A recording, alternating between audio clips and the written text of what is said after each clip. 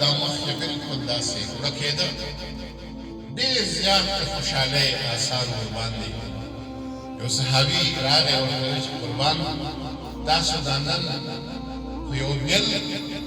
شان شوکت دی په دې مخ مبارک باندې، دا څه وجه ده؟ دوی مبارک وفرمایل چې اوس چې زه راوتل جبریل امین ماله راغی او ما ته یې ویلې چې رب سلام په تا باندې سلام وکړي او بیا دا چې تا باندې یو ځل څوک درود شریف وایي الله تعالی په هغه باندې لس درود شریف وایي او چې یو ځل درود شریف وایي لس رحمتونه ورباندې نازلوي،